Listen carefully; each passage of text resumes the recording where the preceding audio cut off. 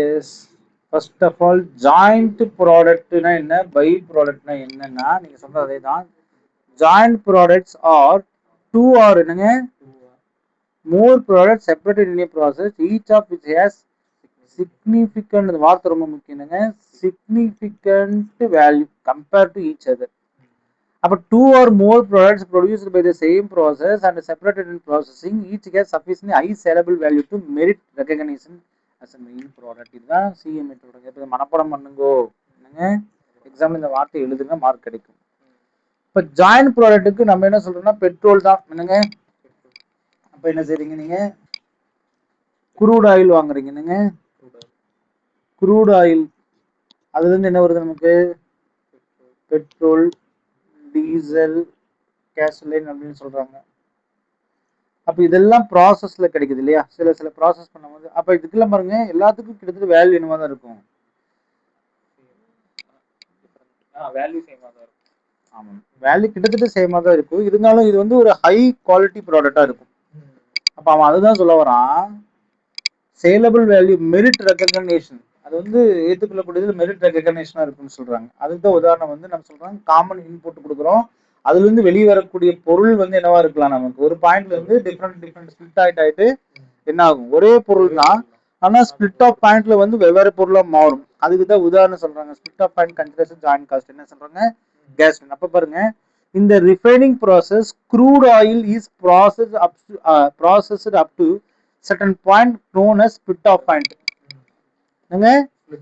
Split off point வரைக்கும் ஒரே செலவு தான். But where the different product becomes identifiable and can be separated. Each of these products has its own distinct characteristics. அப்போ ஒரு ஸ்டேஜ்ல வந்து பார்த்தா க்ரூட் ஆயிலா தான் வருது, க்ரூட் ஆயில் இருந்துதான் எல்லாம் என்ன செய்யுது பிரியுது. இது நம்ம இப்படி சொல்றோம். ஆனா உங்களுக்கு இன்னும் கொஞ்சம் விளக்கமா நம்ம சொல்ல போனா இப்படி சொல்லலாம், நம்ம வந்து பால் என்னங்க, மில்க் நம்ம சொல்றோம் இல்லையா, மில்க் தான் பேஸ், பால் கறந்து வச்சிருக்கிறோம், பாலை புறப்போட்ட என்ன ஆயிரும், தயிர் இல்லைங்களா, கர்டுன்றீங்க. அந்த கர்டுக்கு அப்புறம் என்ன வருது உங்களுக்கு, சிலுப்புறம் என்ன கிடைச்சது, பட்டர் மில்க், தட் இஸ் என்னது, மோர். அந்த மோர்ல இருந்து நம்ம என்ன செஞ்சோம், வெண்ணெய் எடுத்துருவோம். தயிரை சிலுப்பும் போது என்ன கிடைச்சிடும், வெண்ணெய் வந்துடும். அப்ப இது வந்து அதுதானே பட்டர். அப்புறம் இங்க வந்து இந்த பட்டர் மில்க்ல மோர் வந்துருது இல்லையா, இந்த கர்டு என்ன ஆயிடுது, மோரா மாறிடுது. மோரோட அல்டிமேட் முடிஞ்சுது. பட்டர் என்ன செய்யணும், நல்லா காய்ச்சும் போது என்ன ஆயிடுது, கீ. அப்ப நல்லா பாருங்க, ஒரு ஸ்பிளிட் ஆஃப் பாயிண்ட் வரைக்கும் நமக்கு பிரச்சனை இல்லை, என்னதான் தயிர் தான். அது புளிச்சிருது, புளிக்கும் போது என்ன தயிர் ஆயிடுது, தயிர் என்ன திருப்பி சிலுப்புறீங்க, மோர் ஆயிடுது, திருப்பி அடுத்த கட் ஆஃப் பாயிண்ட் போகுது. அப்ப இதான் ஸ்பிளிட் ஆஃப் பாயிண்ட் அவன் சொல்ல வரான். Each of these products has its own distinct characteristics, uses and market demand. Sir பால் இருந்தா வருது, ஆனா மோரை விட கீக்கு விலை அதிகம், மோரை விட பட்டருக்கு விலை அதிகம். ஆனா பால்ல இருந்தா எல்லாமே வருது. இதுல இருந்து பால் கோவா செய்யறாங்க, ஸ்வீட்ஸ் நிறைய வரும், அந்த பால் சம்பந்த பால் பேடான்னு சொல்லுவாங்க, எல்லாமே செய்யறாங்க. அப்போ ரேட் என்ன ஆயிட்டே இருக்குது, இன்க்ரீஸ் ஆயிட்டே இருக்குது. ஏன் பால் பேடா, பால் ஸ்வீட் நிறைய இல்ல சொல்றாங்க. அப்ப லைட்டா நீங்க சொல்ல வர்றது இப்ப என்னன்னா, making them separate and market entities. The cost incurred in common refining process up to the split of point are considered as a joint cost. அது வரைக்கும் ஜாயிண்ட் காஸ்ட் தான் கன்சிடர் பண்ணணும். ஏன் ஜாயிண்ட் காஸ்ட் நம்ம சொல்ல வரோம், ஜாயிண்ட் காஸ்ட்னா அது வரைக்கும் ஒரே செலவு தான். பாலை கறந்து நீங்க வைக்கிறீங்க, ஃப்ரிட்ஜில் வைக்கிறீங்க, ரெஃப்ரிஜரேட்டர்ல வைக்கிற வரைக்கும் ஒரே செலவு தான், அதுக்கு மேல ஒரு செலவு இல்லை. பட் எந்த பாயிண்ட்ல இது டிஃபரெண்ட் ஆகும்னா, the primary joint products in this case is includes gasoline, diesel, jet fuel, lubricants, petroleum gas. இதெல்லாம் சொல்றாங்க. This is fuel used in internal combustion engines such as those found in cars and motorcycles. Diesel fuel is diesel engines commonly used for trucks, buses and some cars. Jet fuel used for powering aircraft. அப்போ jet fuel use பண்ணுவாங்க. Oils and greases that are used for lubricating engines and machineries. அதில் வரக்கூடிய lubricants. இதுக்கு வந்து value கம்மி. டீசலுக்கு, கேஸ்லினுக்குள்ள value அதிகம், jet ஃபியூலுக்கு value அதிகம். Petroleum gas use for heating, cooking and fuel for certain vehicles. அப்ப பாத்தீங்கன்னா ஒரு செட் ஆஃப் பாயிண்ட் வரைக்கும் அதுக்கு ஒரே செலவு தான் ஆகும். அதுக்கப்புறம் திருப்பி அதை பிரித்து பகுப்பாய்வு செய்வது என்ன செய்ய பிரி படிக்கிறது பிரிஞ்சதுனால அதுக்கு என்ன செய்றாங்க, ஒவ்வொன்றுக்கும் ஒவ்வொரு கேரக்டரிஸ்ட் வந்துருக்கு, ஒவ்வொரு மார்க்கெட் என்டிட்டிஸ் வந்துருச்சு. ஒவ்வொன்றுக்கும் ஒவ்வொரு மார்க்கெட் என்டிட்டிஸ்னா ஒவ்வொருக்கும் மார்க்கெட் வேல்யூ மாறும். டீசல் வந்து இன்னைக்கு 92 ரூபா அப்படின்னா இன்னைக்கு பெட்ரோல் வந்து 101 ரூபாய். இது ஐஎஸ் பெட்ரோலோட டீசல் ரொம்ப குறைவு தான். இன்னைக்கு கேஸ் வந்து அதோட கம்மியா இருக்கும். கேஸ் வந்து பாத்தீங்கன்னா உங்களுக்கு 70 ரூபா வருது லிட்டரு. அப்ப இது குறைவு. ஆனா பெட்ரோல் வந்து இப்ப டீசலுக்கு ஏர்கிராஃப்ட் யூஸ் பண்ணக்கூடிய மிகப்பெரிய வேலை இருக்கும். ஸோ அப்ப சரி எல்லாமே க்ரூட் ஆயில் தான் வருது. As I accepted. ஈவன் வந்து ஸ்பிட் ஆஃப் பாயிண்ட் வரைக்கும் ஒன்னா தான் இருக்குது. அதுக்கப்புறம் என்ன செய்யறது, மாறுபடுது அப்படின்ற ஒரு கணக்கு. பை ப்ராடக்ட் என்னங்க sir? By product is and incidental product. என்னங்க? From process which has significant value compared to the main product.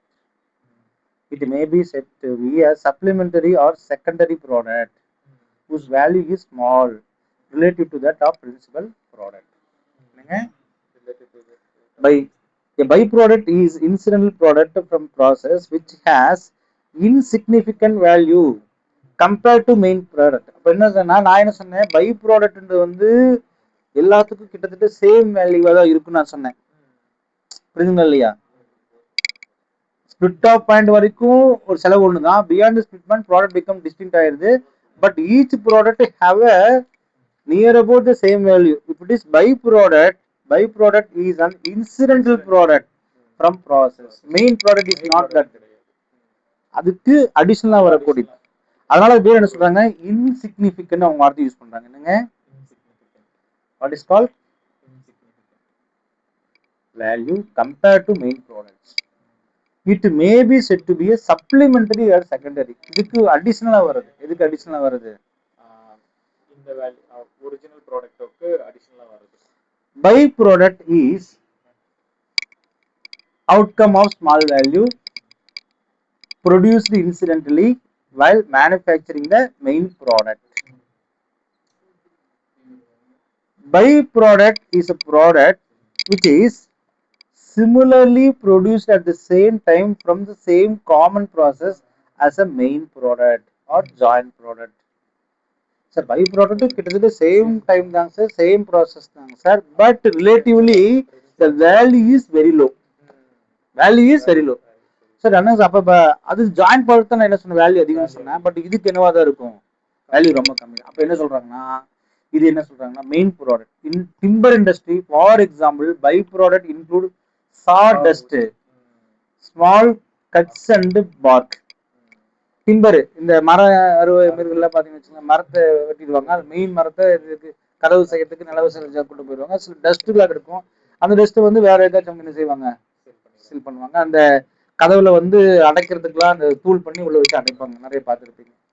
அப்ப சார் அந்த மரத்துக்கு வேல்யூ அதிகம், அந்த மரத்தூளுக்கு வேலைக்கு. அதான் சொல்லுவாங்க சா டஸ்ட், ஸ்மால் கட்ஸ் அண்ட் பார்க்லாம் என்ன கிடையாது, வேல்யூவே இல்ல. இப்போ துணி தைக்கிறவங்க கூட மிச்சர்க்க கட்டாகிற பீஸ் எல்லாம் தலவாணி வச்சு இப்ப கால் மிதியா செய்றீங்க. அப்ப கால் மிதி பாத்தீங்கன்னா இங்க 10 ரூபாய் 20 ரூபாய்க்கு தான் வந்துட்டு இருப்போம். ஆனா அந்த மெயின் சட்டை ஏறிங்கன்னா அது வந்து வேல்யூ அதிகம். சரி, அப்ப வந்து என்ன அவன் கிலோ கணக்குல அதை எடுத்து வந்துருவாங்க. அப்ப பாத்தீங்கன்னா ஆக்சுவலா ஒரே ப்ராசஸ் தான் அதுவும் வருது. ஆனா வரக்கூடியதோட வேல்யூ வந்து மார்க்கெட்ல லோவா இருக்கிறதுனால தான் அது பேர் என்ன சொல்லுங்க, பை ப்ராடக்ட். பட் ரெண்டுமே ஒரே ஸ்டைல் தான் போகுது. அப்ப what is the difference between joint product and by ப்ராடக்ட்னா, two or more products derive from a common input or production process, but by product secondary product that is produced alongside the main product, but it is not the primary focus of production.